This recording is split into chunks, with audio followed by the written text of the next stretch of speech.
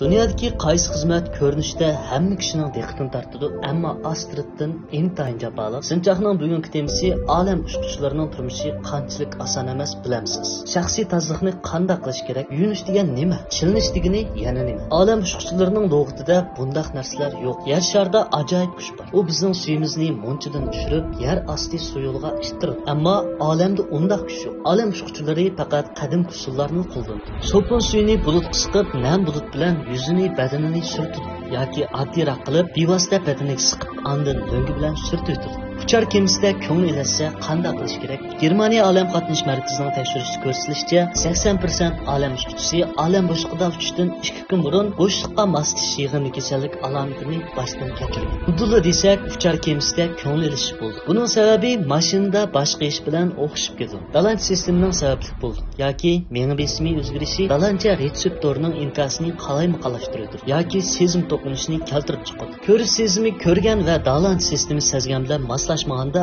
uchar kemisida ko'ngil ilishish paydo bo'ldi. Bak to'yib ketib, kekirgis kelganda qanday qilish kerak? Kekarsi bo'ldi. Ammo xalqaro olam bo'shliq punktining qo'mondoni Kris mundaq dedi. Yer sharida ig'irlik kuchi bo'lg'achqa oshqozondagi gaz eng yuqori qatlamda bo'ldi. Qattiq va suyuq yemekliklar ostida bo'ldi. Lekin olam bo'shliqida ig'irlik kuch bo'lmag'achqa gaz, qattiq jism, suyuqliklar qavatlarga bo'linmaydi. Barliq yemekliklar ayrılışıp ketgan bo'ldi. Ya'ni olam bo'shliqida kekirish bilan yer sharidagi qusishning unumi asosan o'xshash. Shunga bir qism olam uchquchilari kekargis bo'lganda tamni birini ishtiribla kekirib olish usulini qo'llanadi. O'sirmoqchi bo'lganda qanday qildi? Oldi bilan agar siz olam bo'shliq muhitida o'sirib qo'yib bersangiz, bu sisiq gaz hozirgi rayon to'xtab qoldi. Uning ustiga o'sirliqda oson o't olgan hidrogen va metan mol bo'lg'achqa him etilgan bo'shliqda uzluksiz yig'ilib olam kemisiga o't ketishi mumkin. Shunga havo almashtirish usullari texnik ko'p tazliq uylarida yal qo'yib berish intayin zarur. Albatta, olam qatnash kiyimini kiyganda siz bevosita qo'yib bersangiz bo'ldi. Chunki ustida maxsus zaharli gaz süzgich bor. Olam uchquchilari tuyuqsiz o'lib ketganda qanday qilish kerak? Marsni misol qilsak, bir qitim berish uchun